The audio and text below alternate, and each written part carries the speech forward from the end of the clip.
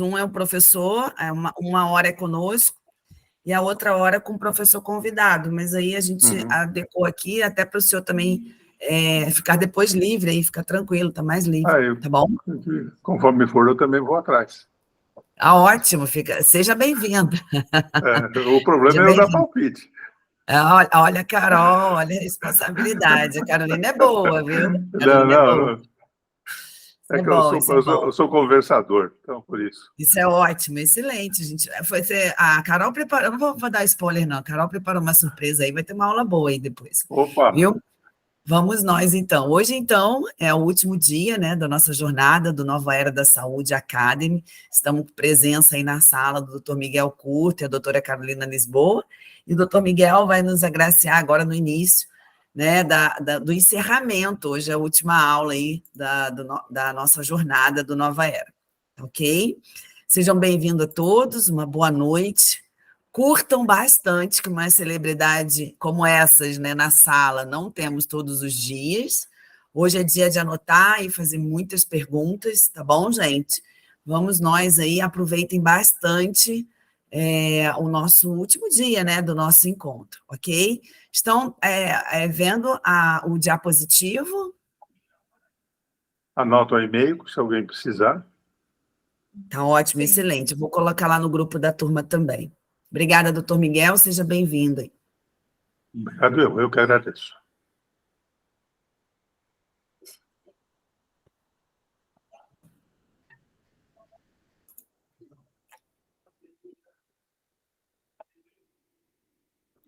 Estão vendo os slides? Sim. Eu aqui não estou vendo, não. Tem alguma coisa errada. Agora vi. Tá. Muito bem. Então, vamos lá. Tem um nome... Posso começar a falar? Sim, força. Então. Não deu algum pau aqui. E eu curto... você que passa, desculpe. Eu o próximo. passando. Isso. Mais um. Isso aí, só para marcar presença. Mais um. Então, eu vou falar alguma coisa sobre radicais livres. Eu vou dar os conceitos principais e os exemplos e tentar explicar como se usa, como é que funciona. Então, vamos rápido, porque a aula é longa. Os radicais livres são espécies químicas neutras ou ionizadas que apresentam na sua órbita externa um elétron não pareado. Pareado a quê? A outro elétron com rotação inversa. Portanto, o número de elétrons de um radical livre é ímpar. Gravado, próximo. Aqui o exemplo. A água tem os elétrons pareados. Não é nem ânion, nem radical e nem um íon. O radical hidroxila é um íon com um elétron solitário. O elétron solitário é representado por esse pontinho. Então, quando vocês veem esse pontinho, opa, calma. O de baixo eu estou mostrando... Aliás, desculpa. O de cima é o radical hidroxila. O de baixo é o ânion hidroxila. Ele roubou um elétron, por exemplo, do sódio e tem um elétron a mais, mas todos os elétrons estão pareados. Deu para entender? Sim. Então, vamos em frente. O elétron solitário do radical livre é que dá a instabilidade à molécula, porque os elétrons pareados anulam-se mutuamente os seus campos eletromagnéticos. Se vocês lembrarem das aulas de física do colegial, vocês lembram da regra da mão direita? Se a corrente elétrica está num sentido, o campo magnético é gerado na direção dos outros dedos. Se a corrente se inverte, o campo eletromagnético também se inverte. Perfeito? Uhum. As reações químicas envolvendo radicais livres são sempre muito rápidas, porque essas moléculas são muito instáveis, porque não há repulsão entre as órbitas externas pareadas. Na busca da estabilidade, o radical livre corre para oxidar, perdendo um elétron, ou reduzir, ganhando elétrico. Aí é o conceito de óxido-redução. Bom, aqui o exemplo da reação do óxido. Esse aqui é o radical superóxido, o O2, com um pontinho. Ele reage com o íon cuproso, o íon cúprico transforma no íon cuproso e libera oxigênio. O ânion superóxido também oxida o íon ferroso. rouba 2 prótons do meio e vai formar água oxigenada e o íon férrico. E a dica de hoje é o seguinte: o superóxido pode oxidar outro superóxido e aquele outro superóxido reduzir o primeiro. Roubando 2 prótons do meio, ele vai formar peróxido de hidrogênio e oxigênio. Essa reação chama-se desmutação. Quem vai fazer prova de especialidade em oxidologia tem que saber essa reação. Todos entenderam? Sim. Vamos em frente. Um histórico rapidamente. Em 1956, Harman propôs a teoria de que os radicais livres estão presentes no metabolismo. Só em 1969 é que McCord e Friedovich descreveram a existência não do radical livre, mas do superóxido dismutase. Em 1978, Knoll e Heckner demonstraram na respiração mitocondrial um aumento da liberação de quem? Do radical livre superóxido e do peróxido de hidrogênio. Mais tarde eu vou mostrar essa reação. Próximo. Como se forma? Próximo. Aqui é a gênese do radical livre superóxido. Ele é fruto da redução monovalente do oxigênio.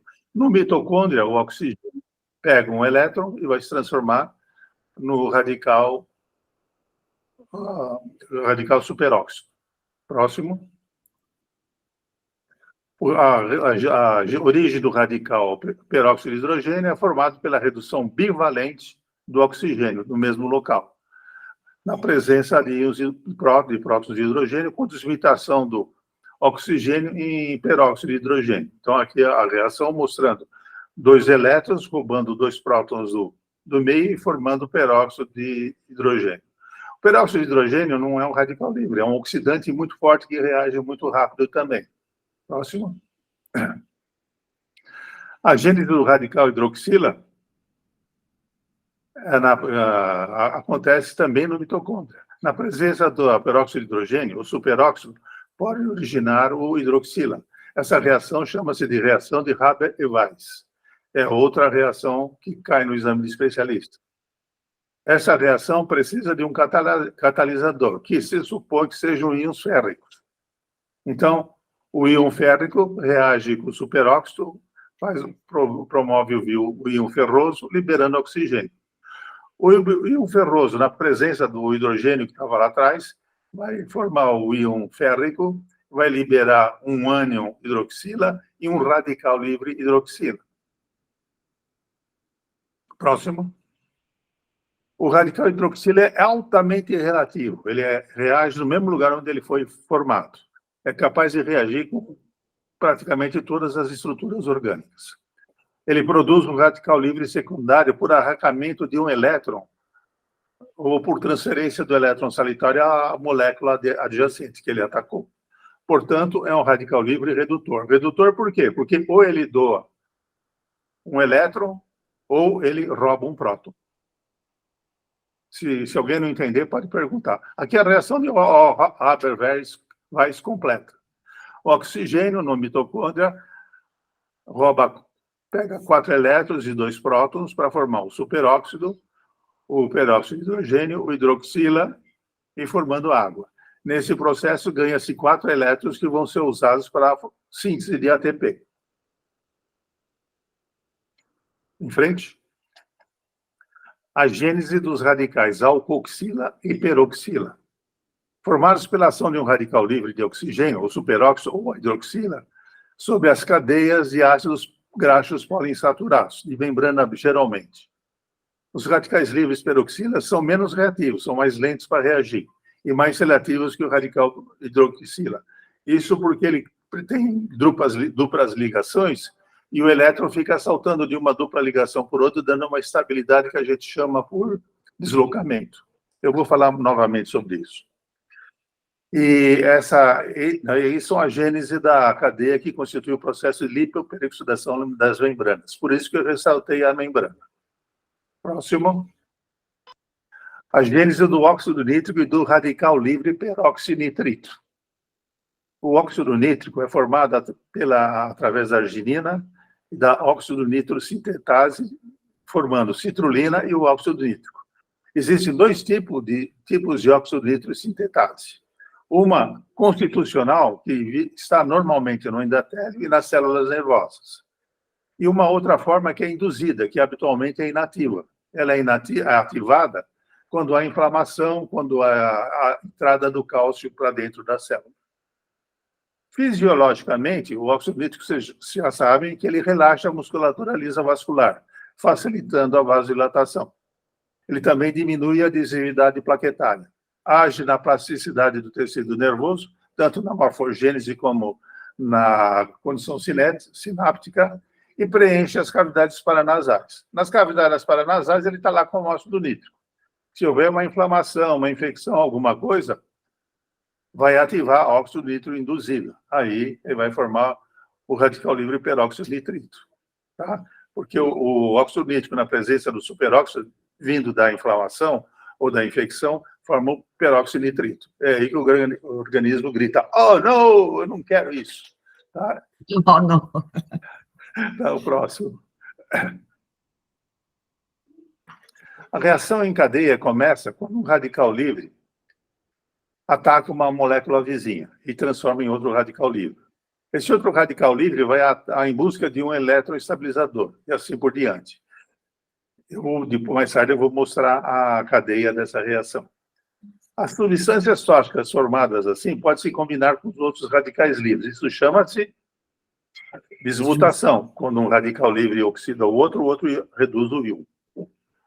O radical livre ataca a cadeia de carbonos insaturadas, que é rica em dupla ligação. Eu já falei, o seu elétron solitário é desalojado.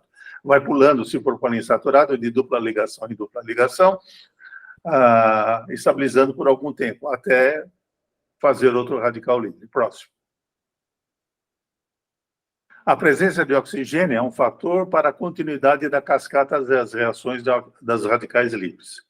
O oxigênio é uma molécula muito comportada. Ela fica na dela, não incomoda ninguém, mas a presença de radicais livres, ela perde a compostura. E ela tem grande afinidade, ela tem uma tara pelos radicais livres. Essa afinidade do oxigênio pelos radicais livres forma radicais peroxila. Lembra do peroxila? É o hidróxido da cadeia carbônica. Impedindo a recombinação dos radicais livres entre si, quer dizer, impedindo a desmutação. Assim, os radicais livres peroxila, formados com oxigênio, irão perpetuar as cascatas de reações. Vai transferir o elétron solitário para outro e assim por diante. Próximo. Essencialmente, isso é importante de ressaltar. A produção de radicais livres é permanente na matéria viva. Sem radical livre não há vida. Aliás, você mudou o nome da aula desde o nascimento, é verdade. Quando o espermatozoide entra no óvulo, ele já começa a usar radical livre. Ele usa NADPH para abrir a membrana do óvulo e conseguir entrar no óvulo. Vocês vão entender melhor quando eu falar sobre fagocitose. A produção de radicais livres está relacionada com o metabolismo celular do oxigênio, como eu já mencionei, e as reações de óxido-redução, como também mencionei. Devido à sua afinidade pelos radicais livres informados, é que o oxigênio exerce a sua toxicidade. É por isso que num paciente com pneumonia ou problema pneumônico, se você der oxigênio puro, a inflamação pode piorar. Você vai botar oxigênio num tecido inflamado e aumenta a cadeia de peroxidação. Próximo. As fontes fisiológicas.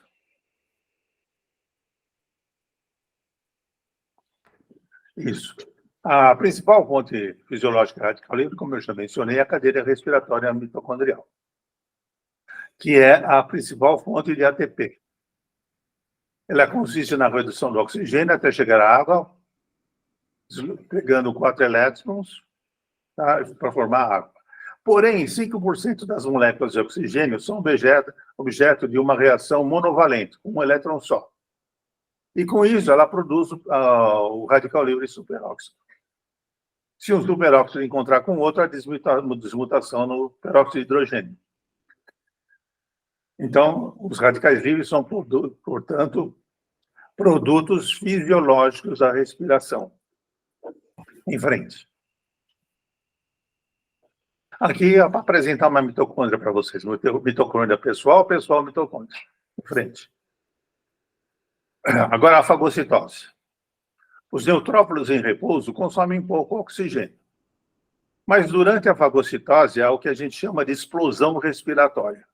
Há um aumento do consumo do oxigênio com a ativação da NADP oxidase, que catalisa a redução do oxigênio em superóxido. Há a desmutação do superóxido em peróxido de hidrogênio. O superóxido e o peróxido de hidrogênio participam da formação do radical hidroxila. E atrás disso vem outras espécies químicas reativas. O superóxido e o peróxido de hidrogênio, sob a ação de mieloperoxidases, também participam da geração do hipoclorito e cloraminas, que são outras substâncias que são usadas para a lise do material fagocitado. Até agora todo mundo entendeu? Se estão calados é porque sim. Aqui é uma ilustração da fagocitose. Vamos em frente. Nas reações de desintoxicação e biossíntese, também são fontes de radicais livres. As oxidases dos peroxisomas produzem um radical superóxido e o peróxido de hidrogênio. O citocromo P450, que é um dos mais famosos, são proteínas que funcionam como oxidases para transferências monoeletrônicas. Os citocromas P450 participam da desintoxicação de anestésicos, pesticidas, poluentes, e na biossíntese de esteroides, cortisol, aldosterona, vitamina D e outras coisas. Lembrar? Bom, vamos lá. As enzimas são proteínas que cedem elétrons a fim de desestabilizar um substrato, tornando um radical livre. E assim permitir a reação química que é a síntese, para a síntese de uma nova substância. Isso é importante porque quando você come um alimento, ele está estabilizado, ele está estável. Então, você precisa das enzimas para desestabilizar o que você come, o alimento, o nutriente, para que ele seja quebrado e seja possível de ser absorvido. Algumas enzimas contêm metais na sua estrutura molecular para facilitar a transferência eletrônica. Elas são chamadas metaloenzimas ou metaloproteínas. É outra coisa que pode cair no exame especialista. Outras enzimas necessitam de coenzimas para ativá-las. Tá? Algumas dessas coenzimas são metais nutrientes, como cobre, zinco, magnésio, manganês, que são minerais essenciais para a saúde e agem também como coenzima de outras enzimas. Próximo. A síntese das prostaglandinas. As prostaglandinas, como a prostaciclina e o tromboxana, originam-se da cadeia do ácido araquidônico, que é liberado dos fosfolípides das membranas celulares, por ação da fosfolipase A2. Quero mencionar que, quando eu falo membranas celulares, eu estou falando da membrana celular externa e estou falando da membrana celular das organelas. Tá? Os radicais livres de hidroxilas são produzidos na fase de transformação do ácido araquidônico em endoperóxidos, por ação da ciclooxigenase. Você conhece a ciclooxigenase através dos medicamentos que você usa, que são inibidores da ciclooxigenase. São anti-inflamatórios não hormonais. Os radicais livres de hidroxila, por sua vez, inibem a ciclooxidase, promovendo uma via pró-agregante do tromboxano, em detrimento da via antiagregante e vasodilatadora da prostaciclina. Próximo. Aqui uma ilustração. O fosfolípido está na membrana, está quietinha aqui na membrana, aparece uma fosfolipase, quebra os fosfolípidos em ácido araquidônico, que vai seguir a via da ciclooxigenase, formando endoperóxidos. Esse endoperóxido vai formar tromboxano, que é um agregante plaquetário, e a prostaciclina, que é um vasodilatador, que aumenta a inflamação e a agregação plaquetária. Nesse processo é que ele libera a radical livre. O ácido araquidônico também vai pela lipooxigenase, formando hidroperóxidos e formando leucotrienos. Leucotrienos, como vocês sabem, são agentes inflamatórios. Lembra? L1, L4, L6, etc. Todo mundo entendeu até agora? Vamos em frente. As radiações é uma fonte importante de radical livre.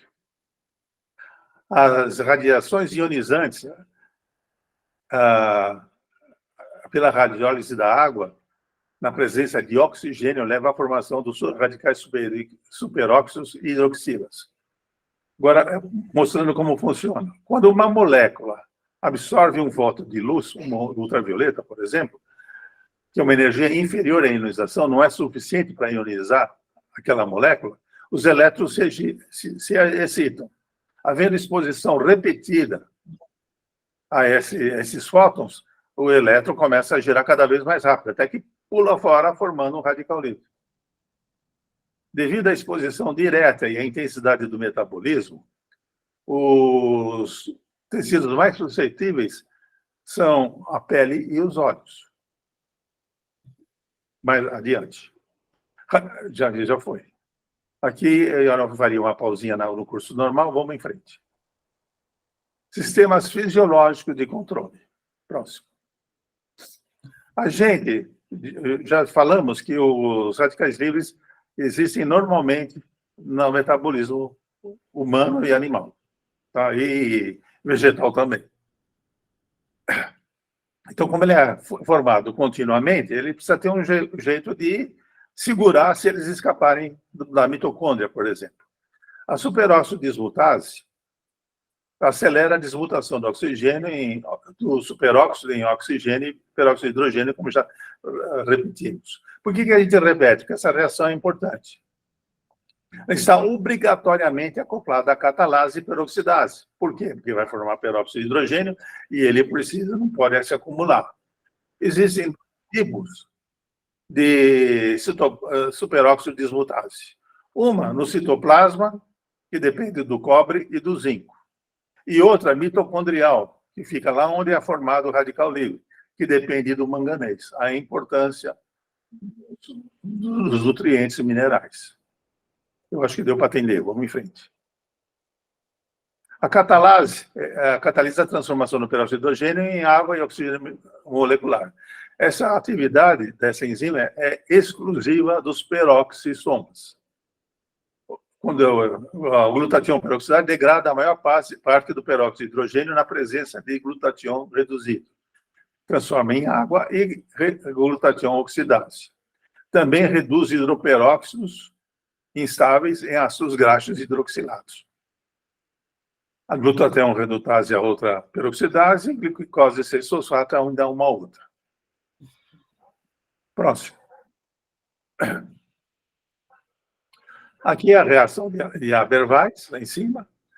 A superóxido dismutase catalisando essa reação e as catalases e peroxidase limitando a ação do peróxido de hidrogênio, formando água e oxigênio. Próximo. Bom, essa é a linha, de modo geral, é a que está dentro da célula pronta e ativa.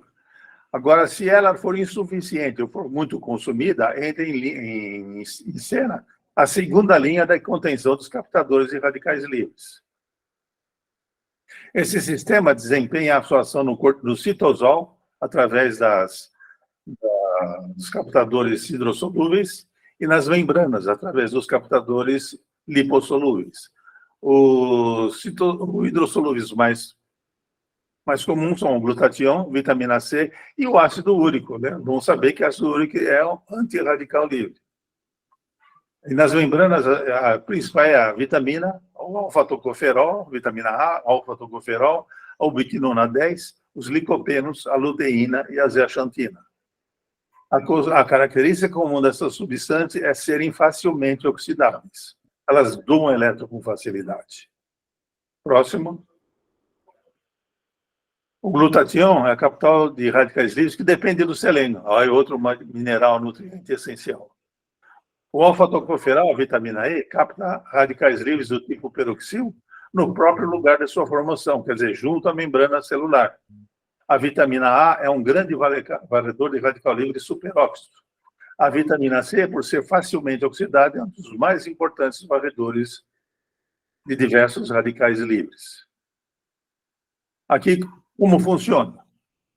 A vitamina E está passando lá perto da membrana, descobriu um radical livre peroxil, transforma no hidroxiperoxil, libera oxigênio, mas o que acontece com ela? Ela se transforma num radical livre, o tocoferil.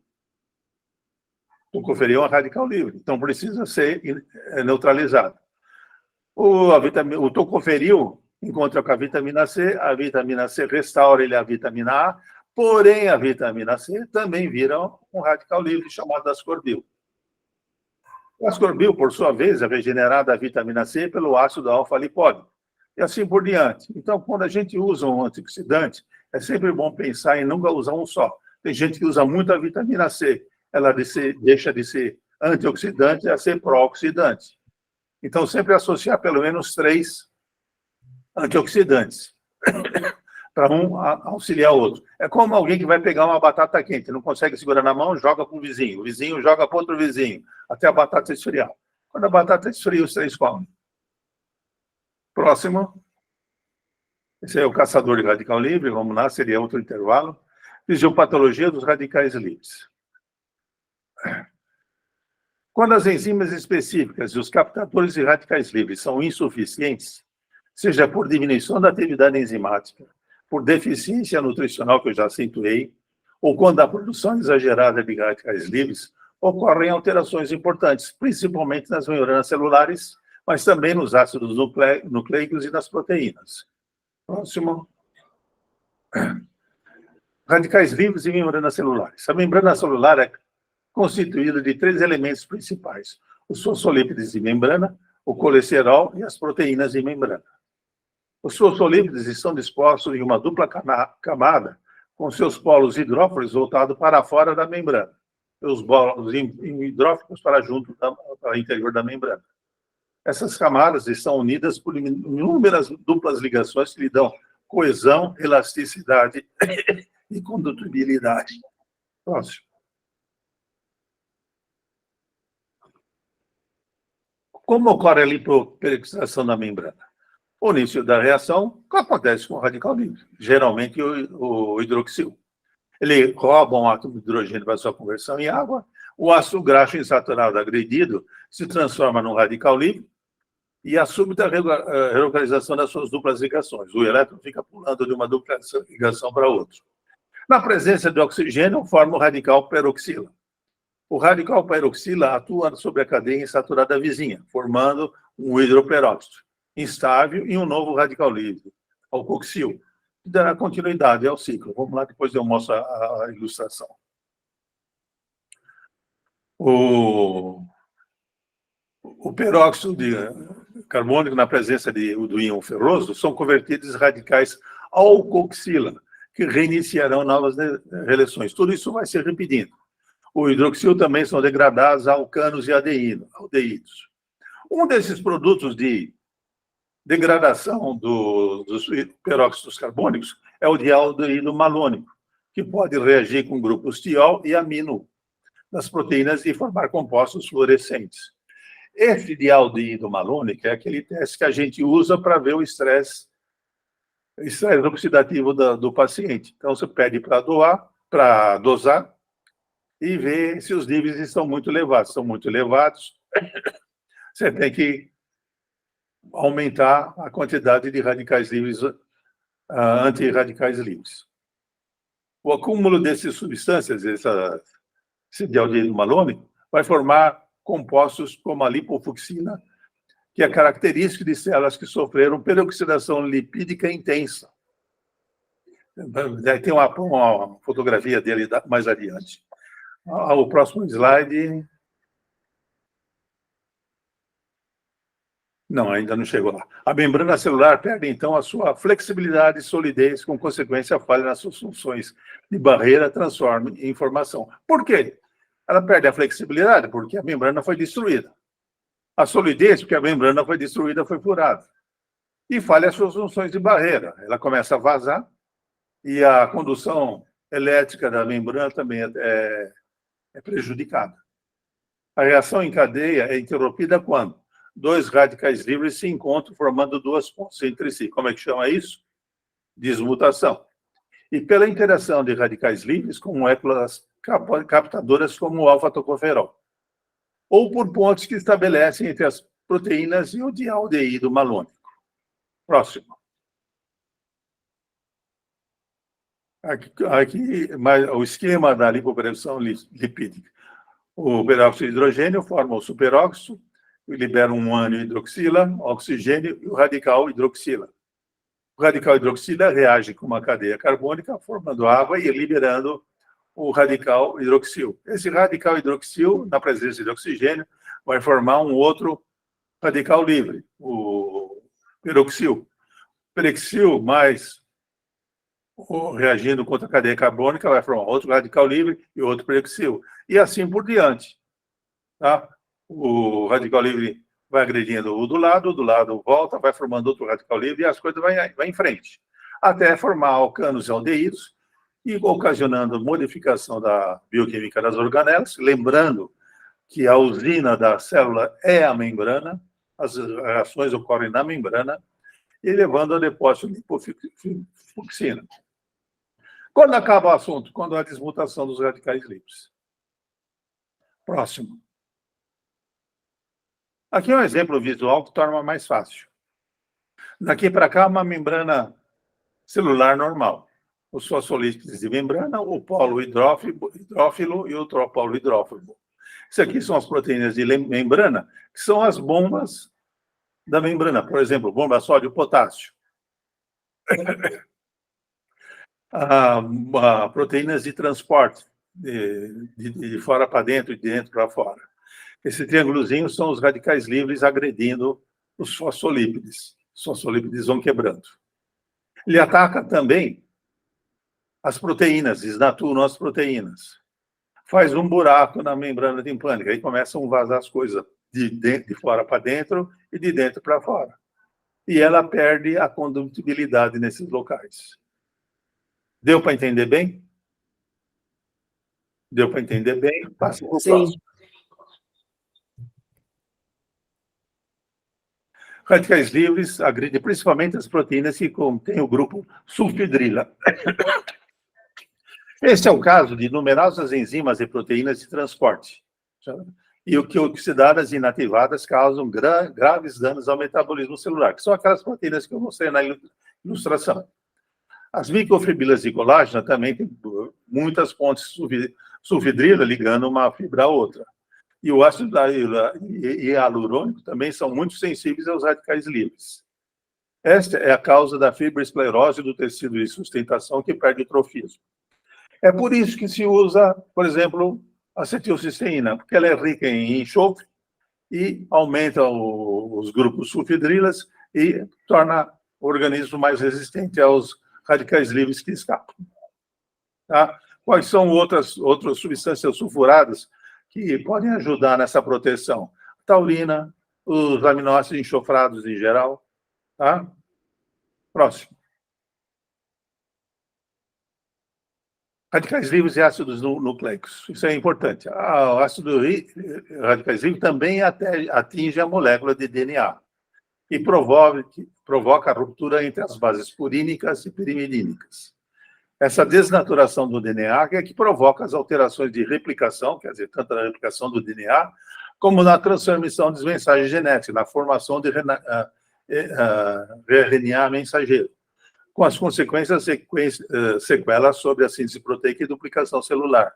E no envelhecimento, a produção de radical livre é maior, porque as enzimas captadoras vão sofrendo a ação desse RNA mensageiro defeituoso e, às vezes, não tem atividade plena. Próximo. Agora, alguns exemplos de fenômenos fisiopatológicos. O envelhecimento, a teoria das enzimas diminui com a idade, por aquele motivo que eu já falei. A formação de radicais livres vai alterando o DNA, até altera o RNA mensageiro e vai alterar a síntese das proteínas do redículo endoplasmático. E há uma correlação direta entre a concentração de superóxido dismutase e a longevidade. Aliás, indireta, né? Porque se diminui, direta. Diminui a superóxido dismutase, diminui a longevidade. Relaciona-se também o envelhecimento com o aparecimento de uma forma defeituosa da sódio, como eu acabei de falar. Uma curiosidade, o gene da sódio está no cromossoma 21. o que explicaria o envelhecimento precoce dos pacientes com trissomia 21, que é a síndrome de Down. Próximo. Aqui para mostrar para vocês o depósito de lipofluxina no idoso. Próximo. Isquemia. Isquemia é muito importante a gente saber o que acontece. Em aerobiose, uma molécula de glicose gera 36 moléculas de ATP. Na anaerobiose, apenas 2 moléculas de ATP são geradas a partir de uma molécula de glicose. Na hipóxia, há uma crise energética na bomba de sódio, potássio, ATPase. Lembra que eu mostrei naquela ilustração as proteínas de membrana? Com entrada de sódio e cálcio na célula, tá? Levando ao edema intracelular. O sódio e o cálcio na célula, dentro da célula, vai mandar a produção de radicais livres. Ela ativa a fosfolipase A, que converte xantina desidrogenase em xantina oxidase. Próximo.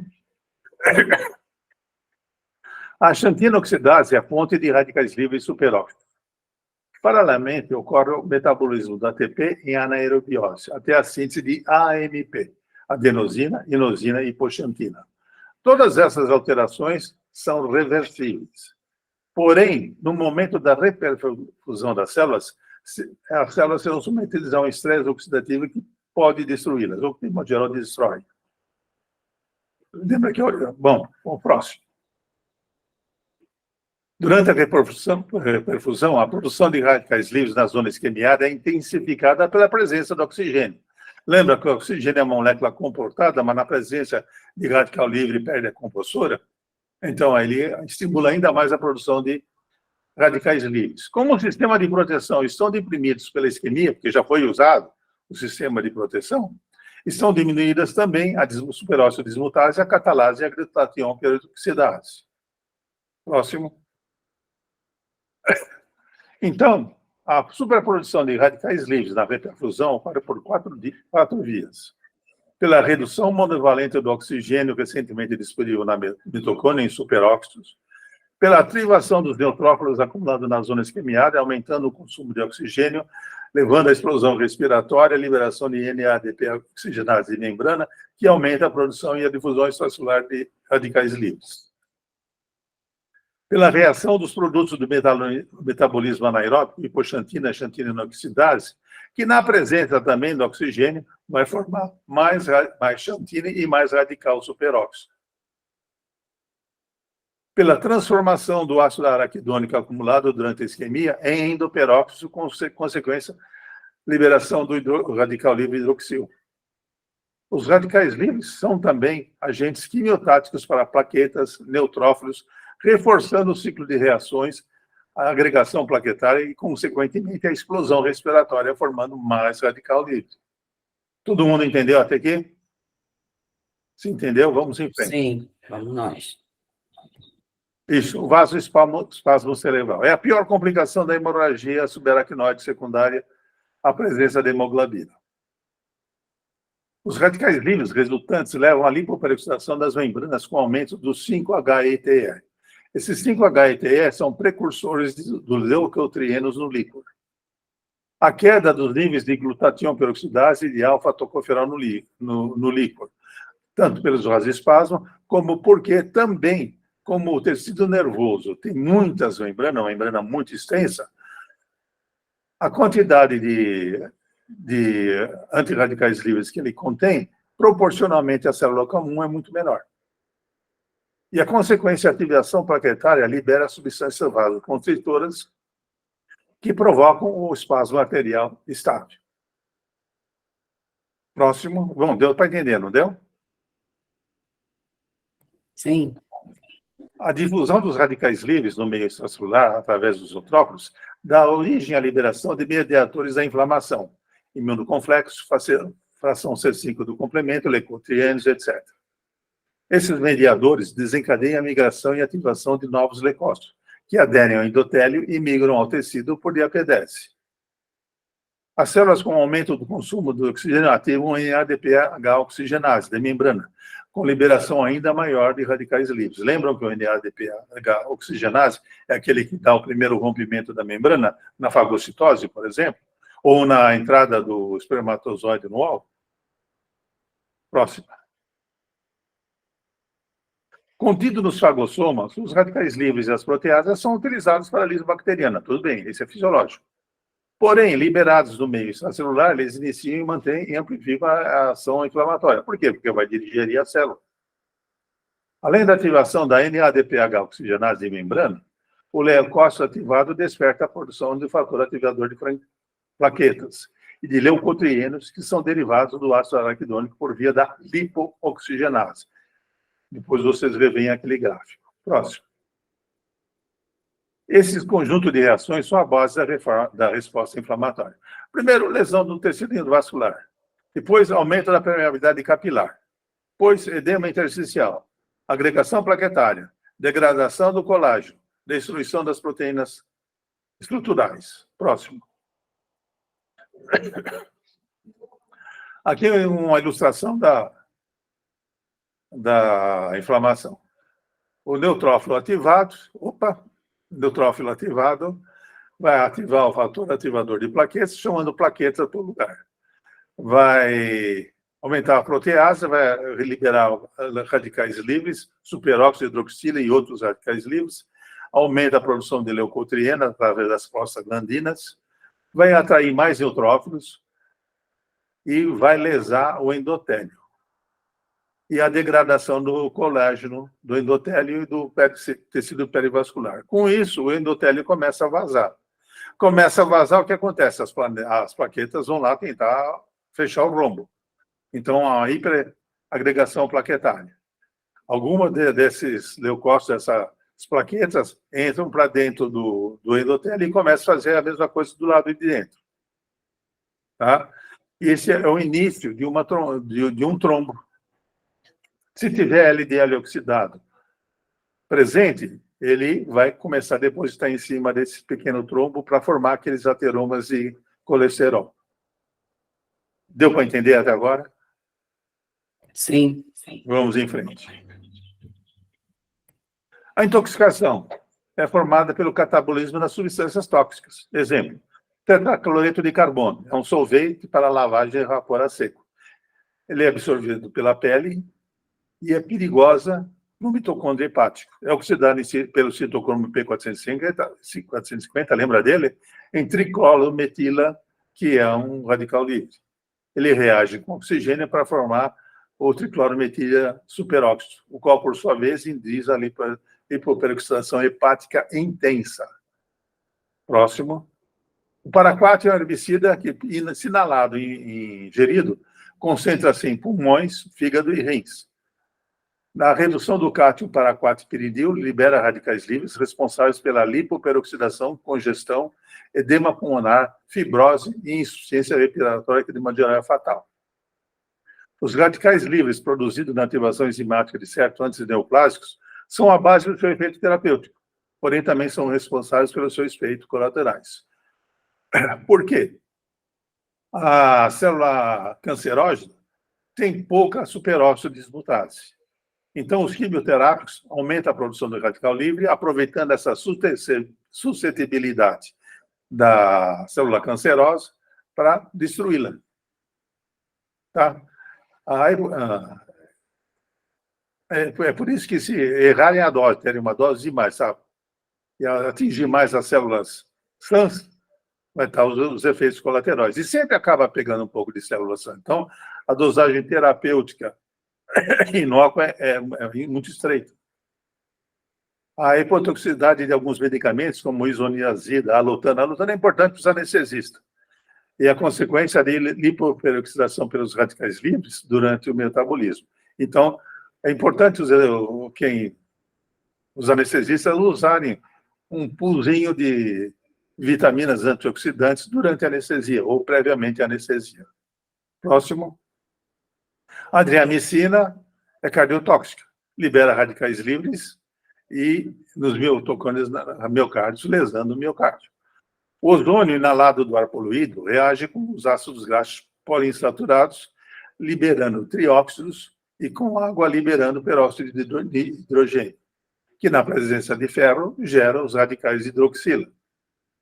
Já falamos sobre isso. Além da sequência congestão, edema, fibrose e insuficiência respiratória, causa também alterações do DNA, de onde pode advir as neoplasias. Próximo.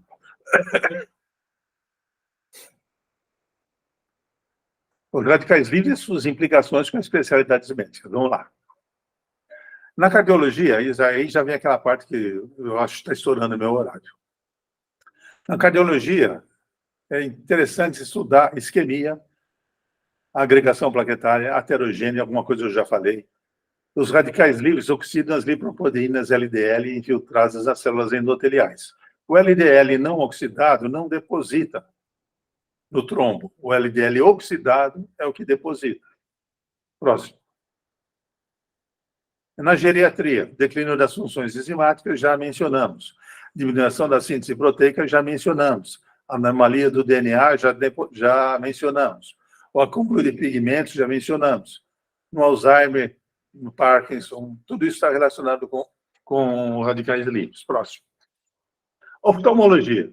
O olho é uma das estruturas mais sensíveis aos radicais livres. Seu metabolismo é muito ativo, com grande consumo de oxigênio, envolvendo enorme transferência de elétrons. As membranas celulares e endocelulares das células sensoriais, cones e bastonetes, são um prato cheio de lipoperoxidação. Além disso, ele está constantemente sob a ação da radiação da luz ultravioleta e outras que porventura aparecerem. O depósito de lipovoxina e outros pigmentos podem ser visíveis no fundo de olho e demonstram a ocorrência dessa lipoperoxidação. Próximo. Exemplos clínicos: retinopatia diabética, degeneração macular senil, catarata, queratites, uveites, uveiroretinite autoimune, e uma muito importante é a fibroplasia retrolental do prematuro, porque o prematuro tem imaturidade do sistema antioxidante. E a exposição a altas concentrações de oxigênio, como pode acontecer na incubadora, pode levar a essa fibroplasia retrolental do prematuro. Próximo. Otorrinolaringologia. Acúfeno, hipocosias, vertigens, rinites, sinusite. Sobre rinite e sinusite, já falei sobre óxido nítrico. Estomatites, aftas, faringites, amidalites, laringites, alergias, neoplasias benignas e malignas. Próximo. Na endocrinologia.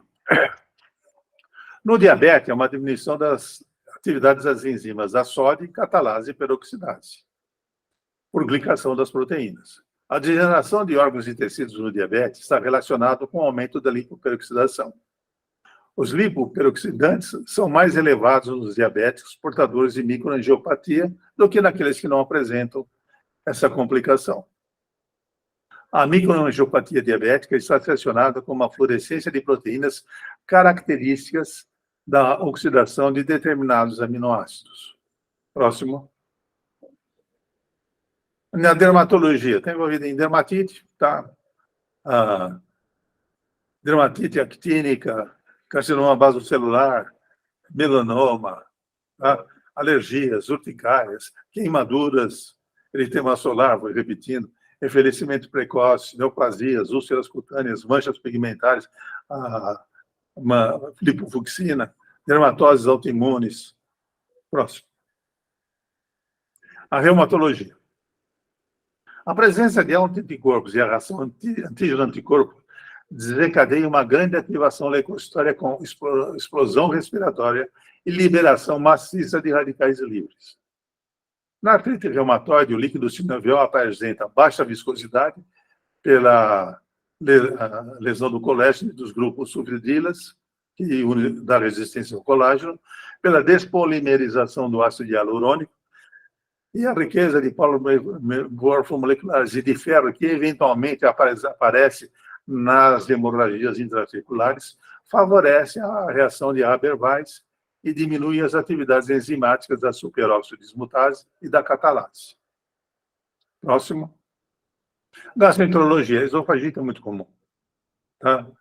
Muitas vezes, esofagites você trata apenas com antioxidante. Na fase aguda, às vezes você precisa de antiácido, precisa de antihistamínico, precisa de lusprazóis. Gastrites, duodenites, síndrome de má absorção é muito comum, retocolite oxidativa, doença de Crohn. Próximo. Oncologia. Então, voltando à oncologia, radical livre de hidroxila é considerado como o menor dos carcinógenos, devido ao seu alto poder oxidante sobre proteínas e DNA. Alguns produtos de ação de radicais livres sobre os ácidos graxos têm ação oncogênica direta. O efeito carcinogenético dos radicais livres explica o aparecimento do câncer em tecidos com inflamação crônica. Por exemplo, uma esofagite crônica, por muito tempo, pode fazer aparecer um câncer gástrico. Tá? Uma ferida precisa por muito tempo, favorece o aparecimento de câncer. As células não diferenciadas apresentam níveis baixos de superóxido de dismutase, e assim, isso eu já tinha falado, que ela tem menos superóxido de dismutase do que as células comuns, e elas produzem por si mesmas mais radicais livres. Os antineoplásicos produzem radicais livres no ciclo de oxidação para aumentar a letalidade desses radicais livres sobre a célula cancerosa. A prescrição dessas drogas está fundamentada nessa produção de radicais livres e na suscetibilidade preferencial das células neoplásicas devido à deficiência de superóxido de dismutase. Próximo. Por esse mesmo motivo, se usa a radioterapia, que ela provoca a hidrólise da água, acelera os elétrons, eles escapam, formam um radical livre. A câmara hiperbárica, mais ou menos, ela bota oxigênio em alta pressão, que vai reagir com os radicais livres que tem lá e acelerar a lesão da célula cancerosa. A hipertermia, pelo mesmo motivo, que o calor excita os elétrons, aumenta a produção de radicais livres. Próximo. Opa, acho que acabou. Corri muito? Não, foi excelente. Terminou no tempo hábil aí. Então, Você ótimo. achou que fosse passar aí do tempo, né? Eu Vou achei estar que fosse colocando passar. aqui em tela, doutor Miguel, o seu livro. Se eu comentar aí um pouquinho para os alunos que estão em sala, por favor. Esse livro foi escrito porque os meninos, os pupilos, pediam um basicão da ortomolecular. Quando eu comecei, não tinha publicação nenhuma sobre o assunto. A gente ia pesquisando artigo e ia estudando num grupo. Aí eu fui guardando as colas. Nasceu esse livro. Esse livro mostra os fundamentos. Os conceitos de óxido de redução, conceitos de radical livre, explico o conceito de mineralograma, para que serve o mineralograma, porque ele ajuda muito a calcular a necessidade dos pacientes. Mostra os elementos nutricionais, como nutrição e como nutracêutico. Como nutracêutico, as doses variam bastante, depende da patologia, depende do paciente, mas o livro faz links entre, por exemplo, vitaminas e minerais e vitaminas e ácidos graxos, para o aluno aprender a fazer a fórmula. Porque a maioria das pessoas que diz que faz ortomolecular, na realidade, não faz, ele copia a fórmula. Alguns poucos fazem esse cálculo independente e personalizado para cada paciente. E esse livro tenta destacar isso. É um livro que foi bem aceito, muito mais do que eu imaginava. Isso é bom, muita gente interessada em rever bioquímica também, e o papel dos nutracêuticos, né? Dentro de uma aula tão complexa, eu gostaria de agradecer aí ao doutor Miguel Couto por trazer aí sua experiência nessa questão da bioquímica, radicais livres. É aqui onde tudo começa, onde tudo termina, né? Podemos dizer assim, é aqui onde nossa saúde começa, acontece e termina. É a origem e surgimento das doenças. Eu vou abrir aí para as perguntas, para os alunos que estão na sala. Vou encerrar aqui a apresentação para que eu possa participar também. Dúvidas? Eu que agradeço pela oportunidade de ser útil. Sempre. Compartilhar experiências aí nessa área de ortomolecular é muito importante. E eu vou citar aqui, antes da gente começar, abrir para o pessoal que está na sala, querer também conversar um pouquinho com o doutor Miguel, justamente a questão da orto, quando a gente vai conversar com os médicos, né, com os especialistas, e no final você direciona para cada especialidade. Hoje a gente vê, né, a importância na dermatologia, até na oftalmo, temos alunos da oftalmo também na sala, para a área de cardiologia, para a área de endocrinologia, ou seja, é a base para todas as especialidades médicas, né? Por isso que quando a gente coloca que a medicina ortomolecular, ela não é uma especialidade, porque ela está dentro de todas as especialidades, a base bioquímica, ela é importante para todos os médicos saberem, né? E isso deveria estar dentro da cadeira médica com uma outra visão, porque nós tivemos oportunidade em fisiologia, fisiopatologia, lá nos primeiros meses lá da faculdade, primeiros anos, mas a gente se distancia muito quando a gente começa a ver o doente. E a importância da orto trazer isso para a gente novamente, não é verdade? Na realidade, está no currículo da universidade. É que quem dá essas aulas são cientistas, eles trabalham em laboratório, eles não têm a prática clínica. Então, fica difícil para você aprender. Eu fui aprender isso depois de formado, depois de velho. Eu também, e os alunos que estão chegando também. E não se assustem, meninos. Essa aula do Dr. Miguel eu vou estar deixando lá no drive dos alunos. Eu vou estar compartilhando ela no grupo logo de imediato, para vocês terem acesso ao material, né? Vou deixar lá no grupo para vocês, no acesso lá do grupo. E eu explico depois direitinho para vocês acessarem, os alunos novos aí que estão chegando. Mas, gente, é a base de tudo. A Érica também, que está com a gente aí já há algum tempo, a doutora Carolina também, como é difícil, né? E hoje o senhor conseguiu, em 1 hora, trazer uma visão geral do que a gente precisa saber do básico em tudo ali. Eu acho que foi bem... não foi corrido, acho que foi bem objetivo. Aqui vocês precisam saber disso. Aqui. Imagina, gente, pegar um livro daquele ali e começar a ler página por página. A doutora Carolina também deu aula para a gente dessa parte de radicais livres e um pouco de inflamação. Ela também foi muito feliz com a aula e sabe o quanto que é dificultoso para a gente trazer todo esse conhecimento. Quem está chegando agora, não cortem os pulsos, por favor, tá? Não é necessário. Começa devagar, aprende aos poucos.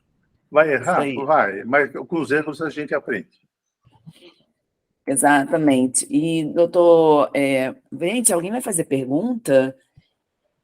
Ou entenderam tudo ou não entenderam nada. Pois é, eu estou até meio preocupada aqui. Eu tenho algumas dúvidas, eu vou deixando a Suzana, daqui a pouco vai se animando também. A Valéria se esconde, a Kátia está ali quietinha. Bom, o doutor Miguel, tem uma dúvida com relação a selênio, né? A gente escuta aí as pessoas falando com relação à reposição oral, comendo as amêndoas, fazendo uso das castanhas, já é o suficiente para reposição de selênio. O que o senhor acha com relação a isso? Teoricamente, é aquela semente natural lá do Belém do Pará. A castanha do Pará que vem para cá é refúgio daquilo que é exportado. Então, ela tem estou bem do lado de cá, né? Eu e a Érica... Aí está melhor. Então, ela tem muito menos quantidade de selênio do que a castanha grande paraense. Aí, então, sempre, principalmente nos mais velhos, né? Tem mais fases da vida, assim, que é importante a gente dar atenção selênio, reposição oral, né? O selênio é um nutriente muito importante e ele também pode ser um grande nutracêutico, tem que saber usar. Sim, equilibrando. E se usar uma dose muito grande, ele pode exercer toxicidade. Então, tem que saber como prescrever. Aí isso está no livro. Equilibrar ele com zinco, selênio, cobre, isso também, né? Isso é importante. Por isso que eu falo, às vezes, o comer, se a gente perde o controle dos cálculos que o senhor começou a colocar agora também. Tem uma outra dúvida aqui também, uma dúvida até que me surgiu recentemente, eu não estou conseguindo achar muita informação para isso, a relação da vitamina D com a vitamina A. Já tem se falado das associações de vitamina D com vitamina A. O senhor tem alguma coisa de novidade para trazer para a gente? Vitamina D com a vitamina A? Eu fiz a revisão para a última edição do livro, mas eu não estou lembrando uma relação assim direta, não. O pessoal tem falado que a cada 2.000 de vitamina D, você tem que começar a adicionar vitamina A. Aí, não, de modo geral, quando você dá vitamina, a vitamina A é fácil de dosar. Então, você suplementa. A vitamina D agora é fácil de dosar. Antigamente não era. Não era. Tá? A vitamina D você usa como suplemento nutricional, que é em dose baixa, para pessoas sadias. Quando há patologia ou quando a pessoa é idosa, a dose muda de acordo com cada pessoa. aí as doses variam enormemente. No Uma coisa capítulo de vitamina D atual, eu tento explicar bem isso. Isso é importante pegar esses detalhes. Existe uma onda que vocês vão ver aí, os alunos, a gente acaba fazendo diagnóstico, né? O doutor Miguel comentou isso agora na aula. Existem os prescritores, o que eu estou falando é justamente isso, doutor Miguel. Um passou a falar que tem que associar. O que eu tenho pego de receita com associação de vitamina D com A, tem que associar A. Mas eu não consegui achar ainda uma resposta para isso. Eu cheguei até a comentar isso com a Érica, já tem algum tempo, né, Érica? Eu fiz esse comentário. E, às Nós vezes, tentamos ver, né? As parece que é um referências copia e que cola. juntava, né? Mas não achamos. Não achamos. Eu fui para o copia, parece que um começou a fazer, copia e cola, e todo mundo está fazendo. Não, mas isso acontece com certeza, porque nas aulas o pessoal... Doutor, você tem uma fórmula boa para dar para a gente? Na cara dura. Então são as receitas de bolo, né? Já vem tudo pronto. Isso é importante, porque orto você tem que pensar um pouquinho, né? Quem não quer usar célula cerebral, neurônio, não vai fazer orto, porque no final das contas não vai saber nem o que está prescrevendo. Depende do caso, até queima o neurônio, viu? Exatamente. Meninas, doutoras, vamos? Kátia, quer tirar alguma dúvida também? Kátia, que é oftalmo. Não precisa ter vergonha, que o médico aqui é sem vergonha. Kátia levantou a mão. Doutor Miguel, tudo bem? Oi, graças a Deus. Eu queria falar, parabéns pela sua apresentação maravilhosa, né? Riqueza Fico contente. Apesar de ter sido uma aula rápida, né? De 1 hora. E que realmente não estou com saudade, doutor Miguel. A gente vê isso na faculdade, né? E com todos esses detalhes. Então, eu agora, depois de velha, também estou querendo aprender mais, me aprofundar. Eu adorei, me encantei. Parabéns. Em relação ao oftalmo, a gente usa muito, mais relacionado com as doenças DMRI, né? Em relação à catarata, que a gente coloca o óculos, na verdade, na parte que a gente aprende da faculdade, né? Mas depois que sai daqui, você usa outras coisas. E aí tem... Mas usando também antioxidantes, você retarda o aparecimento de catarata. Isso, exatamente. Mas na faculdade a gente acaba aprendendo só do óculos antes de ver. Bom, certo. Não é? Para o filtro. Mas muito interessante. Parabéns, adorei. Fico contente em ser útil. Muito obrigado. Kátia, é interessante também como que você pode acompanhar o envelhecimento ocular do paciente, né? E lembrando que o doutor Miguel colocou aqui os pilares, vocês viram aí, ó, envelhecimento, isquemia e inflamação. Você consegue ver isso no exame oftalmológico. Então, a gente só usa para diabético, né? O diabético fazer fundo de olho, a gente só usa para o diabético. Mas é uma área espetacular para ajudar os médicos a acompanharem o envelhecimento também dos seus pacientes. Estou certo ou estou errada aí? Puxando uma discussão aqui. O fundo de olho abrevia o diagnóstico de várias doenças, especialmente diabetes, doenças vasculares, inflamações, mesmo doença neurológica. Então, o fundo de olho eu considero... Eu não lembro agora, já há muito tempo que eu vi alguma coisa de fundo de olho, mas eu acho um exame muito importante que pode dar indicação da oxidação do paciente. Eu tenho o hábito de fazer o fundo de olho praticamente em todos os pacientes, né? É uma coisa que eu realmente gosto de fazer. Então, as maiores alterações, elas são relacionadas com a hipertensão arterial, com a retinopatia diabética, né? E com o envelhecimento, você vê mais a esclerose vascular, mas aí, na verdade, é uma coisa que acontece no corpo inteiro. Uhum. Então, assim... o que eu digo...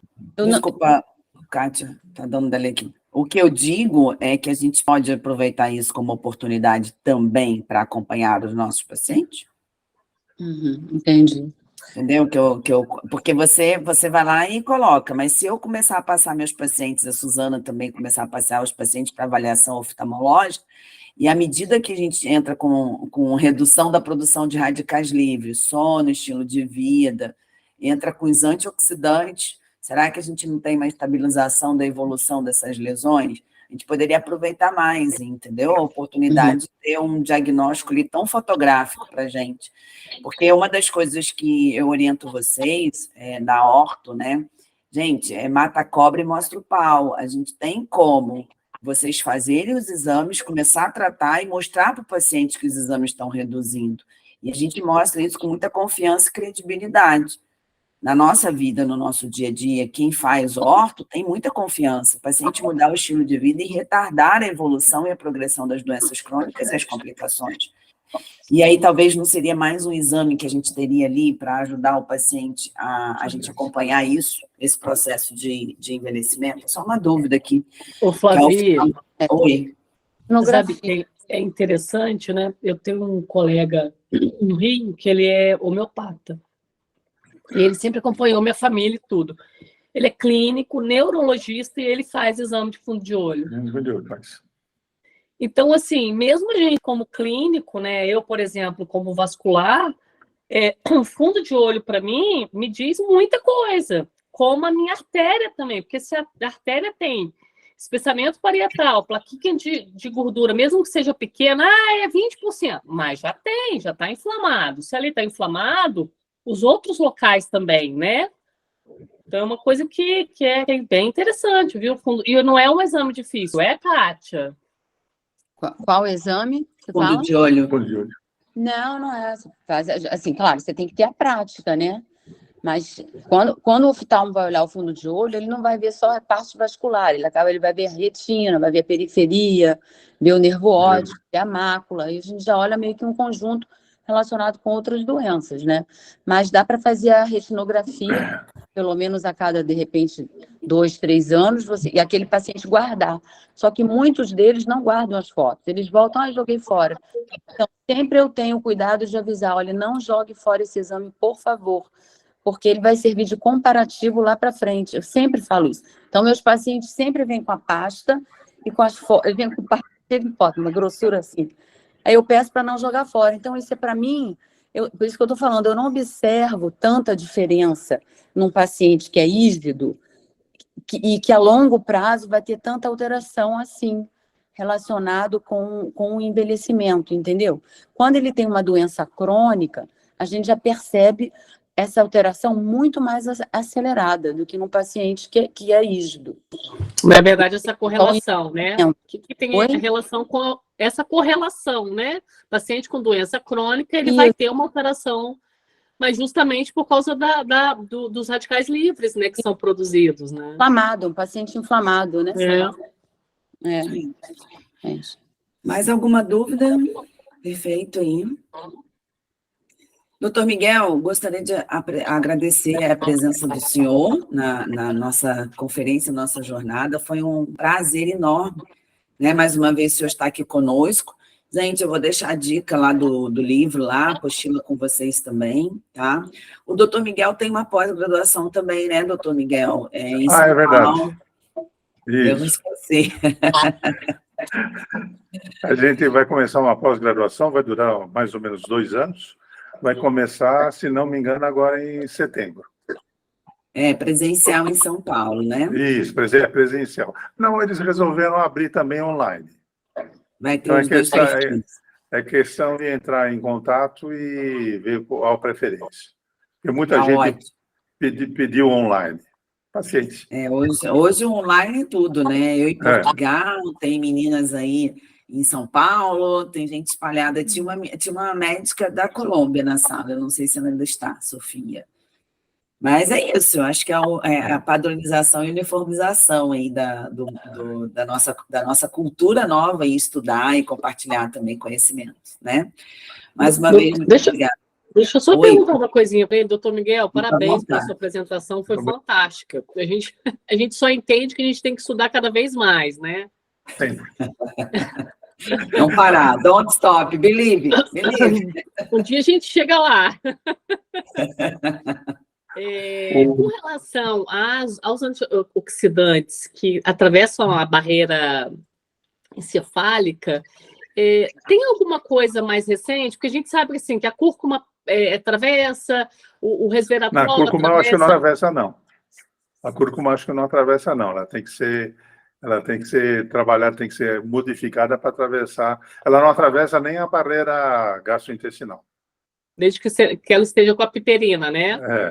Mesmo com a piperina, por que ela absorve? Porque a piperina irrita o intestino, e aí torna ele permeável, né, para ela absorver. Então, além do resveratrol, tem alguma outra coisa que a gente possa fazer? Por exemplo, para paciente que tem gliose cerebral, né? O ácido alfa-lipoico. Ah, sim. Ele atravessa a barreira, então. Atravessa o ginkgo biloba. Ah, sim, sim. Ginkgo biloba é excelente e é varredor de radical livre. Interessante. Está me correndo. Tá, e as vitaminas, de modo geral, atravessam. Que são essenciais para o metabolismo. Vitamina E, vitamina C, isso. Né? Isso é importante. Agora, a gente pode administrar também algumas coisas via venosa, né? Não sei se a questão da barreira ali vai ajudar da curcumina, mas pelo menos passa pela barreira intestinal. Eu praticamente não uso endovenoso. O endovenoso é só para caso agudo e grave. Se pegar um sujeito infartado que precisa de tratamento imediato, sim. Você pegou um metalúrgico intoxicado por chumbo, sim. Mas para o comum dos mortais, o via oral basta.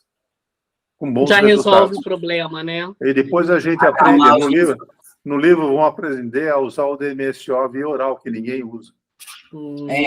Aqui, estava na página aqui, logo no início ele fala do DMSO, gente. Meninas, para a parte de bioquímica, avancem aí na aquisição de referência o livro. Tá? Relação de investimento, custo-benefício, para vocês terem uma base aí de bioquímica e uma fonte de pesquisa também para o dia a dia. Que é importante. Tem uma dúvida, tem que ir lá. Não tem jeito. É um livro que eu uso como cola, porque de vez em quando você esquece muita coisa.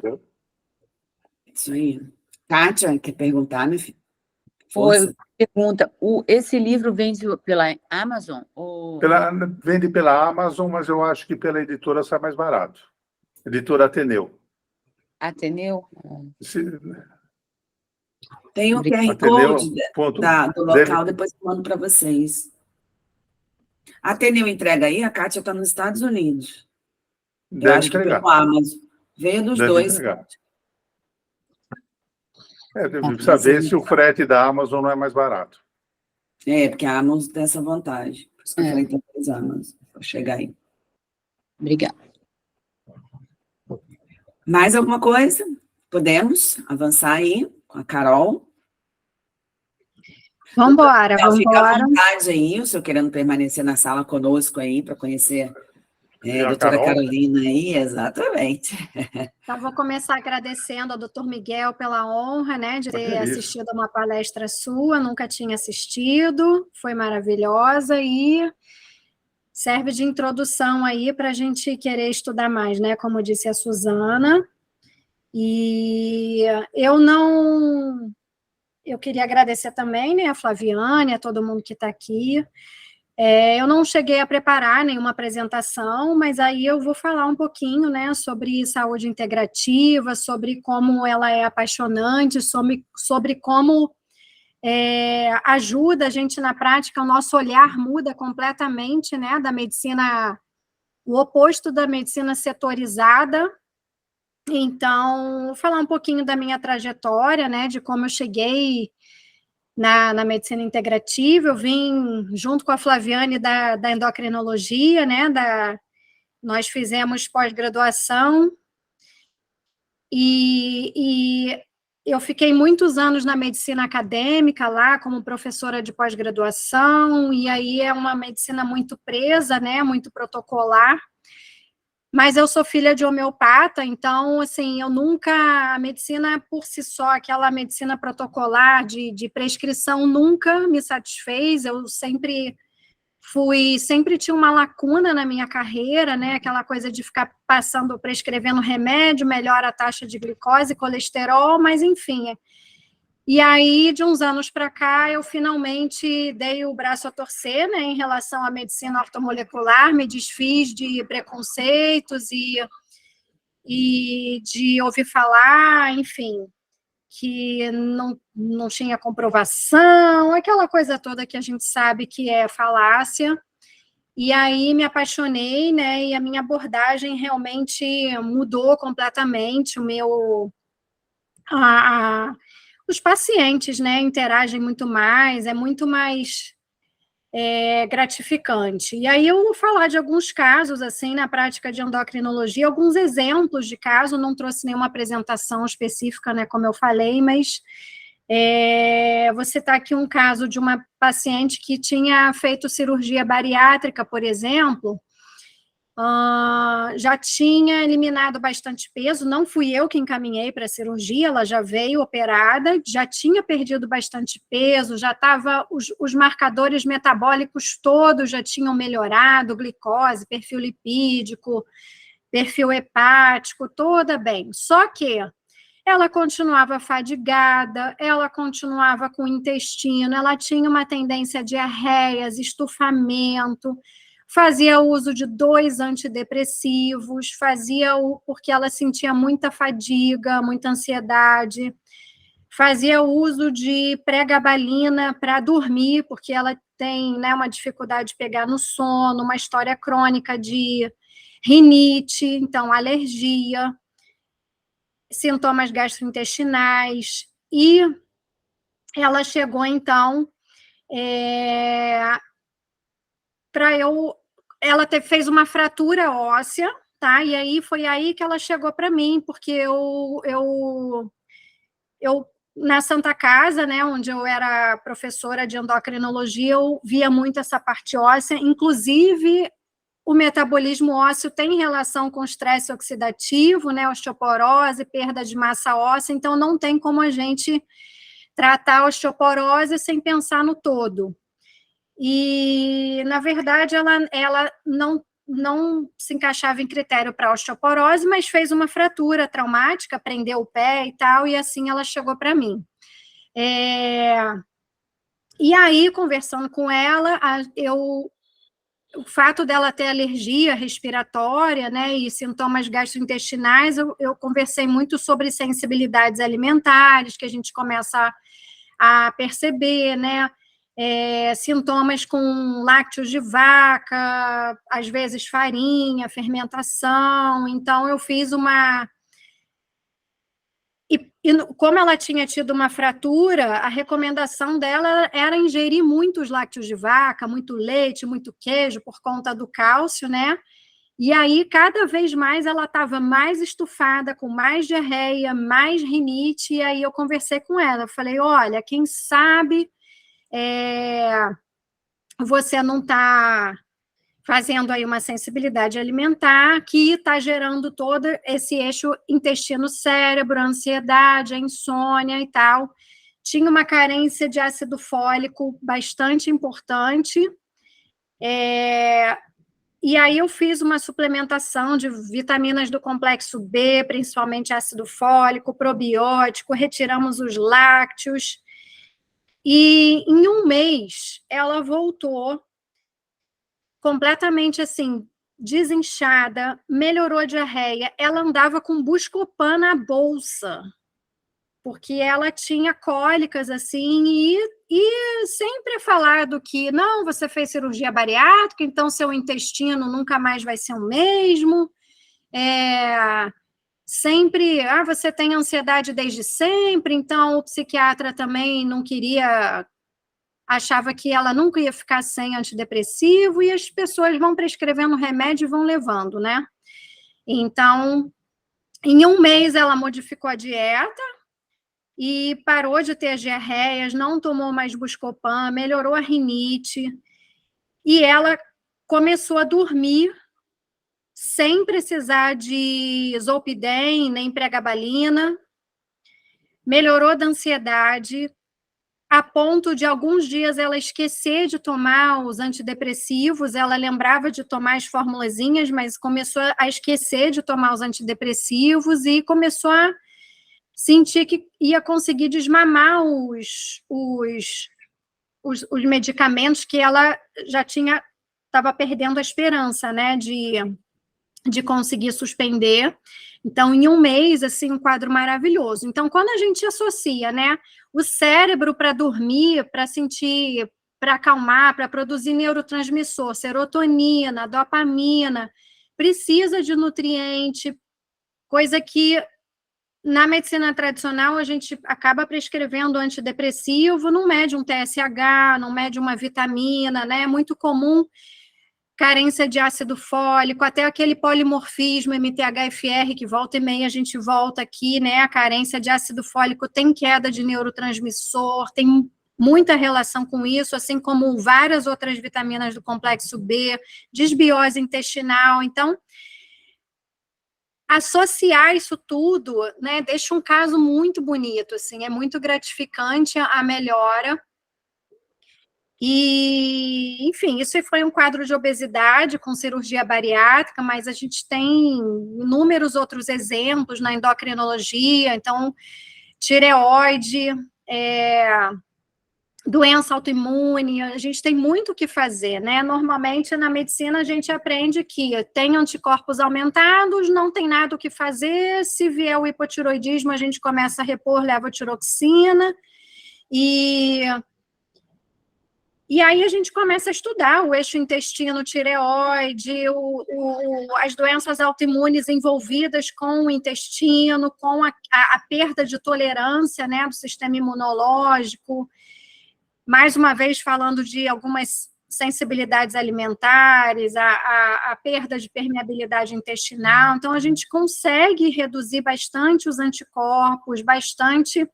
A tireoide precisa de nutrientes, então a gente tem que estar o tempo todo pensando em que nutrientes participam daquela bioquímica, que nutrientes participam daquele eixo, né, da tireoide, hipófise, intestino, onde se dá a conversão de hormônios, coisas que a gente acaba, a tal da bioquímica que a gente aprende na faculdade, aprende muitas vezes numa introdução de curso de pós-graduação, e aí a gente larga a bioquímica e fica, não, então, se tiver um TSH alterado, entra com levotiroxina e ponto, né?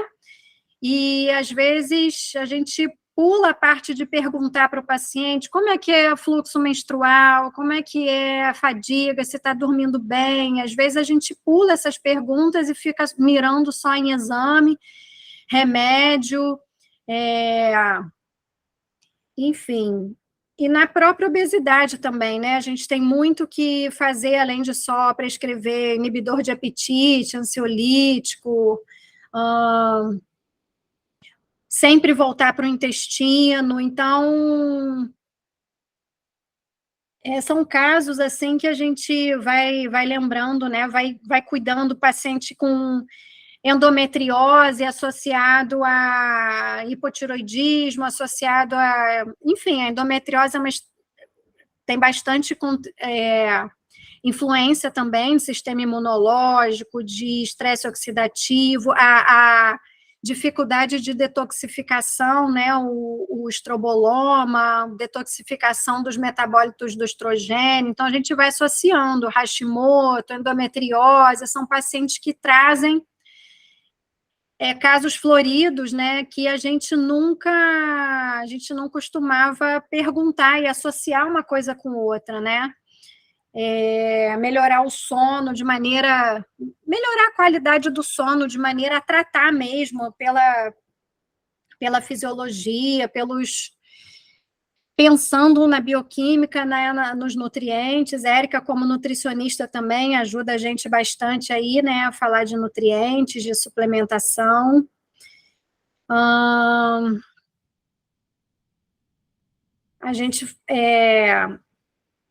mulheres também, que às vezes eu pego mulheres com ferritina lá embaixo, que ninguém valoriza, né, só porque não tem anemia. E então, assim, o quanto a suplementação, o quanto a gente prestar atenção no paciente que tem baixa de concentração, que tem fadiga crônica, sintomas que a gente muitas vezes, por não saber resolver, às vezes até ignora, né? Nem pergunta para o paciente se ele sente cansaço, porque vai sentir, mas eu não sei o que fazer com isso mesmo.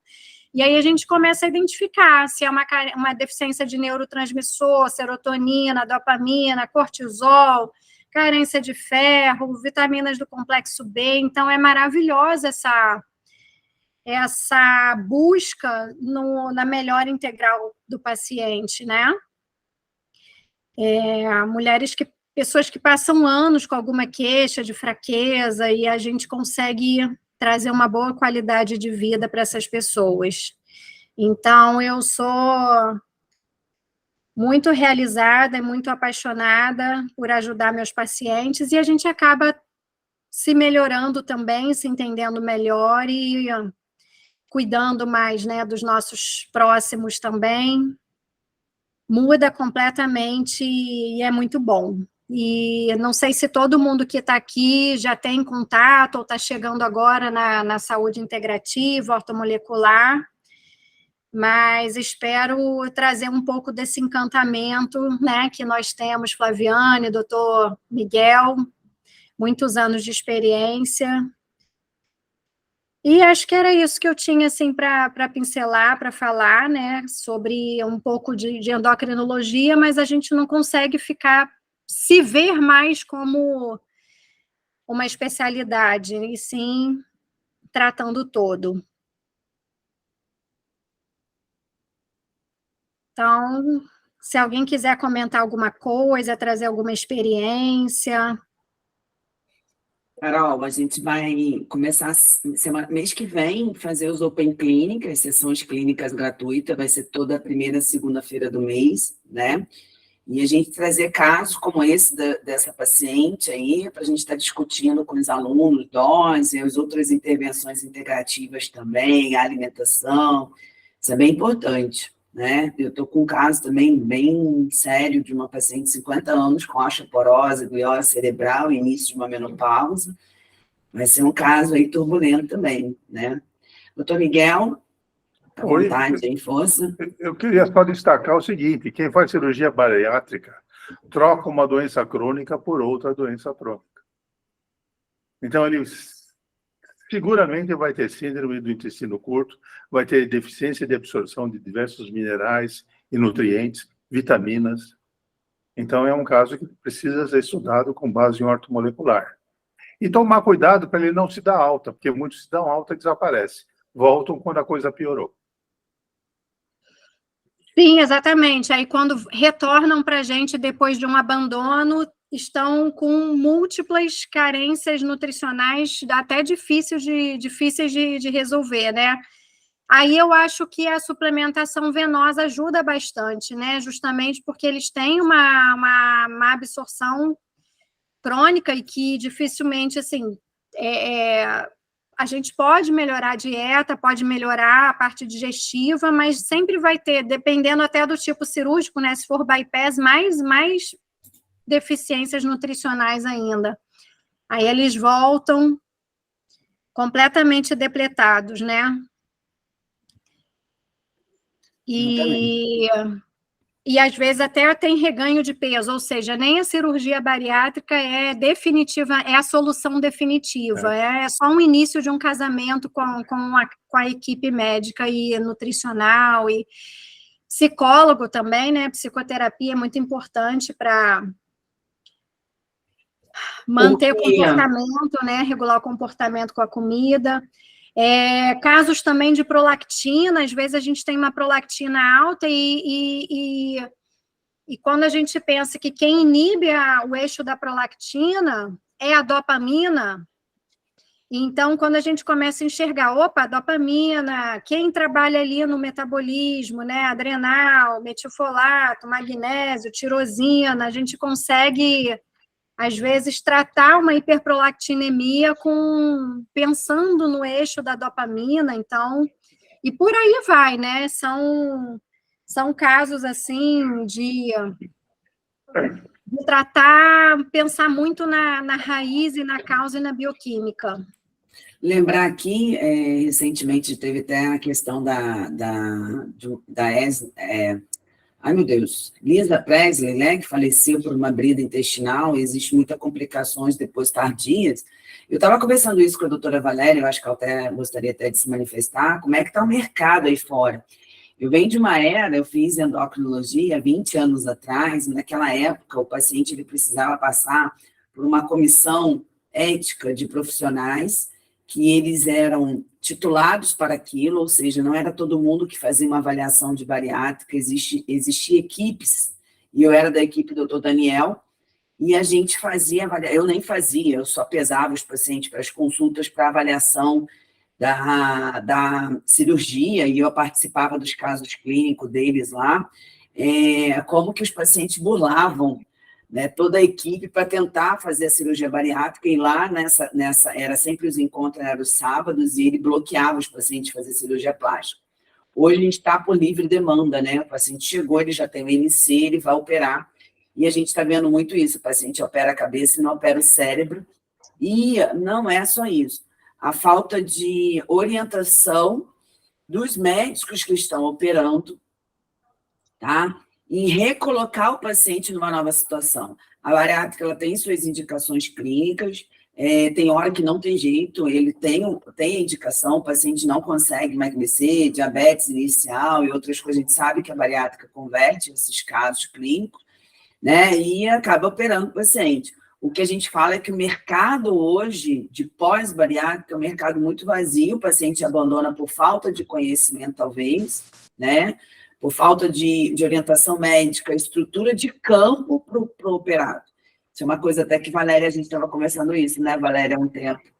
A gente tem assunto sobre o mercado médico pós-bariátrica, de acompanhamento clínico. O acompanhamento clínico, eu acho que está muito ruim, porque eu sou uma paciente pós-bariátrica, né, e já tenho alguns anos de operada. Quando eu operei, eu fui em uns 30 médicos para saber quem realmente tinha uma equipe que fazia toda essa avaliação corretamente. E nesse percurso, isso em 2016, eu já encontrei muitas pessoas com indicação de fazer a cirurgia bariátrica, entre aspas, não, assim, sem ter feito nenhuma tentativa prévia de acompanhamento médico, endocrinológico, e o processo de, por exemplo, né, falar sobre as complicações posteriores, isso quase ninguém fala. Esquece, né? Só equipes assim, muito corretas ainda falam sobre isso, fazem reuniões, mas é uma coisa mais difícil. E o acompanhamento de verdade pós, conheço muitas pessoas mesmo que fizeram também, e tiveram um acompanhamento bem diferente do meu, tipo assim, nem voltava, eu tinha uma consulta ou duas com nutricionista, ninguém ia mais a psicólogo, não tinha uma orientação para manter isso, e nem tinha uma orientação dizendo que o reganho poderia acontecer caso a pessoa não cuidasse da saúde de forma integral.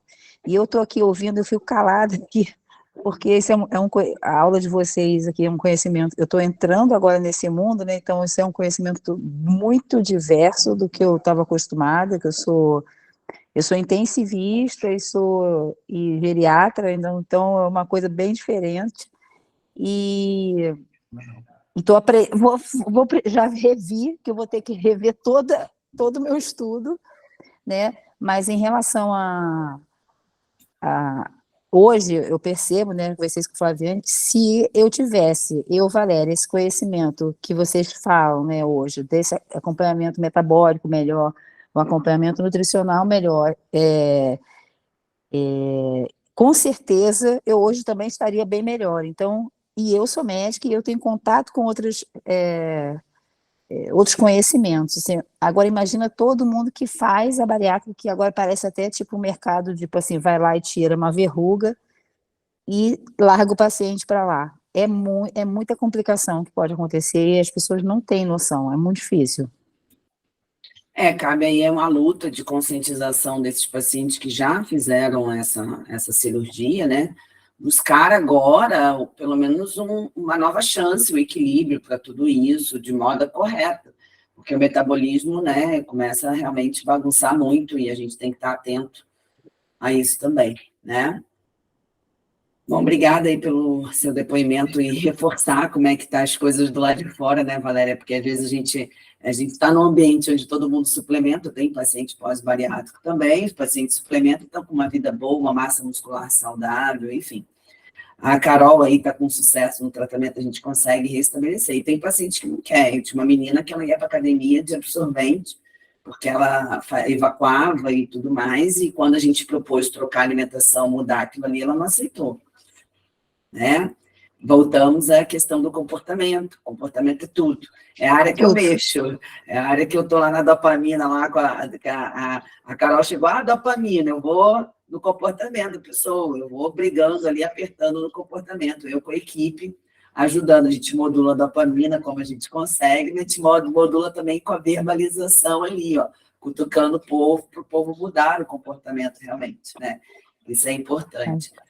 Mas a base de tudo é o que a gente fala, a gente volta para esse centro que a Carol tanto fala, e no curso a gente vê a importância dos alimentos e dos micronutrientes. Acaba sendo importante suplementar. Aí quando pergunta suplementar, sim, sempre, né, doutor Miguel? A todos, né? Depende de cada um. Uma observação que eu gostaria de fazer, se tiver tempo. Vai lá, força, amigo. A doutora Carolina falou a respeito da intolerância ao leite. E eu gostaria de destacar que está na moda intolerância ao leite e intolerância a glúten. É importante fazer a distinção entre alergia, intolerância e má digestão. Que a maioria dos pacientes tem má digestão. O trigo, por exemplo, o moderno, ele é modificado geneticamente. Então, o glúten dele é de digestão mais difícil. Sim. Então, sobram polipeptídeos que podem dar alergia. Tá? Então, é só uma ideia.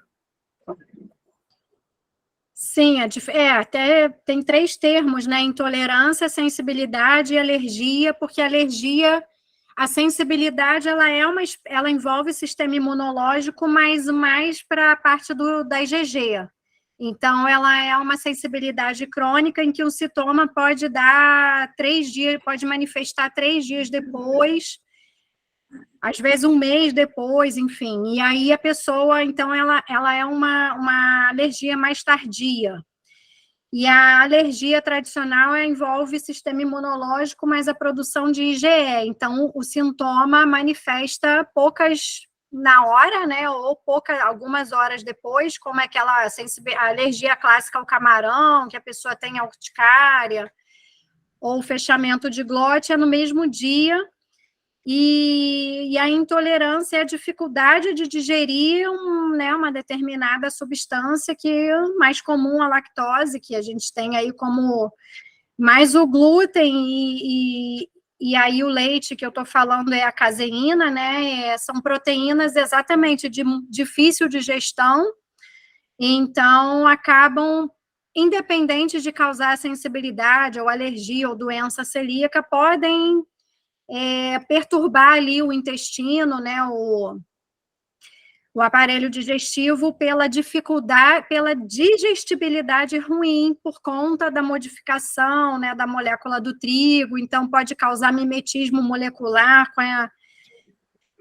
por exemplo, fragmentos mal digeridos do glúten podem fazer mimetismo molecular com a TPO da tireoide, aí estariam relacionados à doença autoimune, por exemplo, Hashimoto.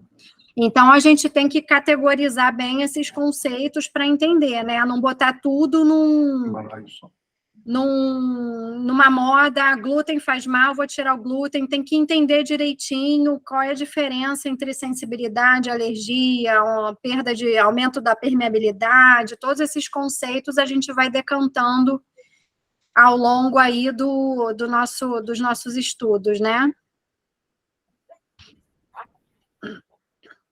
Mas é fato que a indústria alimentícia mexeu muito, a genética, né? A genética mexeu muito nos alimentos. Então, o glúten de hoje o trigo de hoje não é mais aquele de antigamente, né?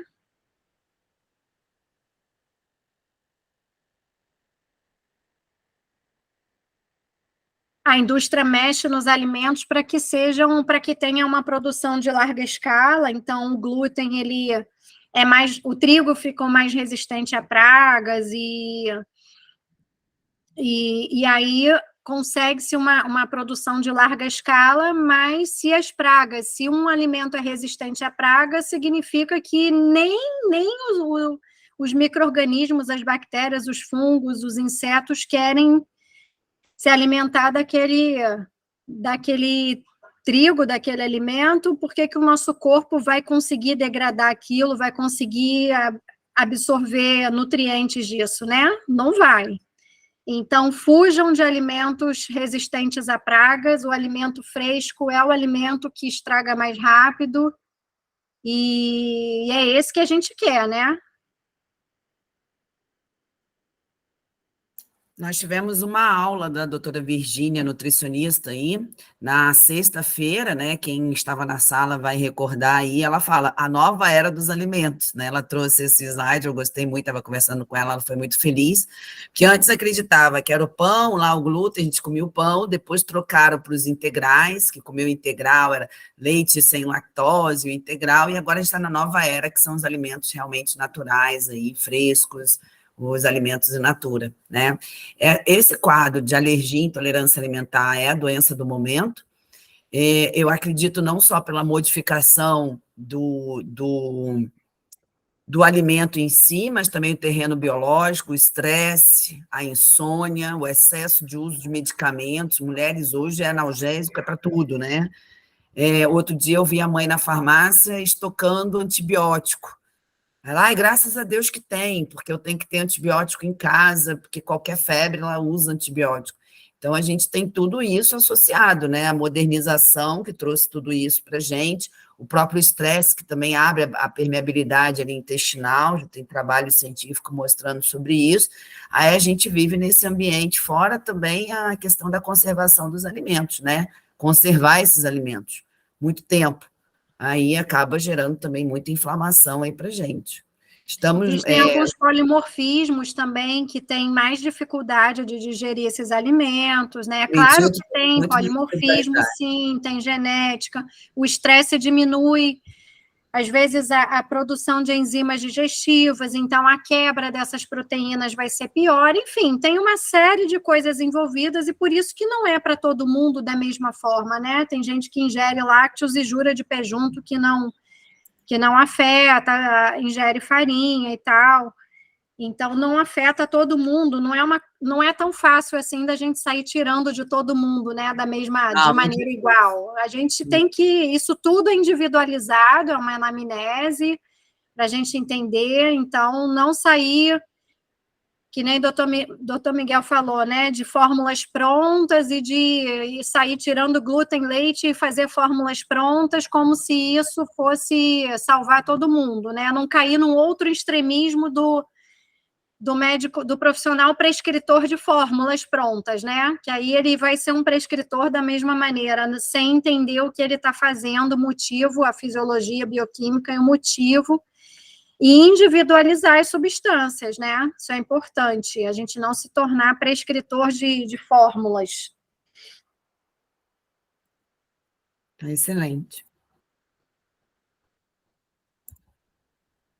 Alguém quer colocar mais alguma coisa? Cerramos, então. Su, Deise, quietinhas aí, as meninas sempre falam bastante. Eu só queria agradecer, eu acho que foi ótimo, né? A Carol, na verdade, é uma pessoa muito realista com relação a tudo, né? Vive a prática, né? Agora, uma coisa que eu percebo, que assim, independente disso virar, né, ter virado modismo e tudo, quando a gente tira realmente o glúten, o leite dos pacientes, eles melhoram, né? Você não precisa tirar para sempre, mas quando você tira pelo menos 3 meses para você dar realmente uma desintoxicada no paciente, dar uma equilibrada, né? Você percebe que, claro, que ninguém consegue viver sem glúten e leite pro resto da vida, gente. É utopia você achar que o paciente vai ficar o resto da vida, só se realmente ele tiver uma doença, né? mas a gente percebe que muda, né? Muda a vida. É impressionante os relatos. É uma questão de... É com você mesmo, né? A gente, quando abusa um pouco... Eu, por exemplo, viajei no final, agora em julho, com as crianças, acabei indo para um lugar que eu amo queijo. Para mim é uma tortura viver sem queijo. Eu não vivo sem, né? E aí eu fui para um lugar que eu comi queijo até no meu fio do cabelo. Tô Deu eu ruim. aqui, ó, com tosse, com congestão, mas vou melhorar. Mas eu não deixei de Voltou comer, toda né? congestionada, né? Toda congestionada, é assim mesmo. Mas assim, é um prazer que eu tenho. Eu vou deixar de comer? Claro que Sim, não. de vez em Mas, quando, né? mas Tudo é quando você questão de equilibra, equilíbrio. né? É o equilíbrio. Tudo é questão de equilíbrio. Agora que você já sabe que isso causa, você vai consumir naquele dia e depois vai desintoxicar, vai desinflamar de novo, e aí de Isso vez em aí. quando você vai assumir o O risco, né? O risco. prazer. Mas assim, você se livrou daquele relacionamento abusivo que o queijo era que dominava você. Você agora, você que fala, vem cá que eu vou te usar hoje, e é você que manda na Só relação, por um né? período, depois eu... Exatamente, você fala, vem aqui que hoje eu vou, hoje eu tô te querendo, mas ó, não se acostuma não, que não é assim todo dia não. É E aí verdade. eu costumo brincar assim com os pacientes, né, que às vezes a comida traz um relacionamento abusivo com as pessoas e quando a pessoa se liberta daquele relacionamento e vê que a vida dela se torna melhor sem aquele alimento, sem aquela relação ali de dependência, né, de relacionamento abusivo, a vida fica muito melhor. E aí você se sente livre para escolher quais momentos você vai consumir os alimentos, né? Claro mudar do que a hábito, comida né, tem Carol? afeto, tem prazer, tem tudo isso envolvido e a gente não vai deixar de ter, é só aprender a escolher momento, hora, né, um momento legal e não cair no excesso de novo, né, Suzana? Não, sem dúvida. É assim, é o hábito, né, Carol? Tem aquele livro, O Poder do Hábito, que é fantástico, né, o livro. E essa questão da mudança que é difícil. A gente, como profissional de saúde, você entende isso e a gente conhece melhor o nosso corpo. Foi o que a Valéria falou. Para ela é muito fácil. Ela, como médica, fazer uma cirurgia bariátrica, ela consegue entender que se ela não mudar o estilo de vida dela, provavelmente ela fez em 2016, tem 7 anos. Hoje ela estaria provavelmente com reganho de peso e tudo. O que ela fez? Ela mudou o estilo de vida, mas pelo conhecimento. O que dá pena é dos pacientes que não têm o que nós temos, né, em relação ao aprendizado, e que vira essa medicina que nem todo mundo, cada um, na verdade, é um encaminhólogo, né? Empurra para um, empurra para outro, e aí o paciente fica num jogo de ping-pong perdido, completamente perdido e com vários sintomas, né? O que isso vai acarretar daqui a 10, 20, 30 anos nele, né? Como ele vai estar? A medicina hoje, ela realmente tem que entender que não é dessa forma. Você não vai tratar uma doença, você tem que equilibrar o paciente, né? Que é isso que a orto faz, né? E aí na cirurgia bariátrica você troca uma doença por outra doença, mas na verdade troca remédio por suplementação também, né? Então, acho que antes você precisar de uma suplementação crônica, né, do que você tá também hipertenso, diabético, né? Então, acho que a cirurgia bariátrica ainda é uma ferramenta que para muita gente é uma virada de chave incrível e é uma perda de peso e muita gente fica bem, né? Eu tenho muitos pacientes que operaram e ficam bem, contanto que tem essa informação de que é um casamento, eu falo, você separa do marido, mas não separa da equipe médica, entendeu? Você está aí selando um pacto com um demo aí que não tem mais separação, entendeu? Tá?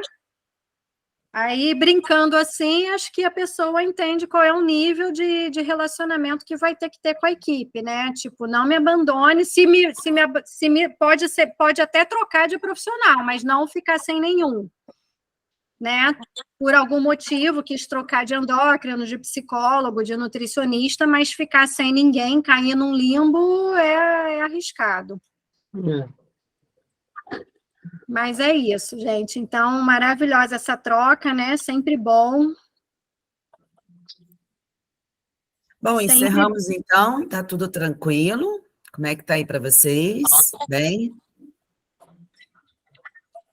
Sim. Ótimo. Carol, doutor Miguel, foi bom, né? Me diverti, Isso é bom, isso é bom. gostei de todo mundo, não dei muito palpite. E Não, muito mas seja obrigado pelo fica à convite. vontade, fica à vontade. A gente, toda a primeira segunda-feira do mês, nós temos um Open Clinic, que vai ser semelhante um pouco a esse que vocês estão vendo aqui, tá?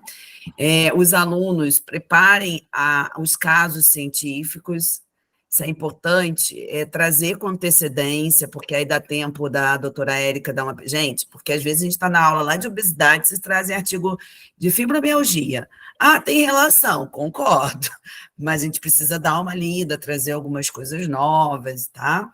Então, vocês trazem os casos, e nos encontros nós vamos ter também outros profissionais, por exemplo, a doutora Virgínia, que é nutricionista, ela faz modulação intestinal, então ela vai poder trazer ideias para acrescentar. Então, se vocês não fizerem o caso com antecedência, os casos ficam muito pobres nas entregas para vocês, tá? Outra situação também, preparem os casos, estudem os casos e não tenham ansiedade no WhatsApp. Eu tenho aluno que às vezes me chama sábado e domingo, desesperado com o paciente, né? Que ainda vai atender. Eu, calma, a gente montou o ABCD de atendimento para vocês começarem devagarzinho. Começa sempre pelo intestino, né? Hoje aqui, ó, intestino está aqui. Depois vocês vão ampliando um pouquinho mais. Hoje você já tem noção da produção de radicais livres, a inflamação, a isquemia. Você, meu Deus, Flaviane, que desespero. Por onde eu começo? Intestino, tá? E ali a gente vai evoluindo, vocês vão pegando conhecimento, a gente vai trazendo. Essa aula do Dr. Miguel, ela só vai para a plataforma mais à frente, né? Então, eu passei já a apostila para vocês. A aula vai ser editada, a gente vai subir para as plataformas, ok? Mas já tem aula de estresse oxidativo e radicais livres também, para vocês darem uma atualizada. Eu acho que esses 3 primeiros módulos, essa aula do Dr. Miguel é a aula que vocês têm que ficar vendo de 6 em 6 meses, no mínimo, 2 vezes ao ano. Senão apaga, senão dá apagão mesmo. Eu estava aqui anotando as reações de oxidação, redução, eu estava aqui revendo a superoxidismutase, ele falou coisas novas, aprendi sempre coisas novas, isso é importante, tá? Isso é o conselho. Então, a orto é essa medicina, que a gente não para nunca, né? Continua sempre crescendo aí, tá? Mais uma vez, muito obrigada a todos aí pelo apoio, de estarem conosco aqui até essa hora. Doutor Miguel Curto, mais uma vez, muito obrigada, tá? Por estar conosco. Já é a segunda vez que o doutor Miguel está comigo aí, compartilhando experiências. Ano que vem, Congresso de Ortomolecular, vamos estar junto aí para poder prestigiar o doutor Miguel, tá? Gente, fiquem com Deus aí. Carol, muito obrigado mais uma vez. Carol aí, professora de vocês na pós, quem está chegando aí agora, tá? Mais uma vez, muito obrigada. Fiquem com Deus aí, uma boa noite. Obrigada a todo mundo que Boa noite. participou aí, que assistiu, que mandou vibrações. Beijo.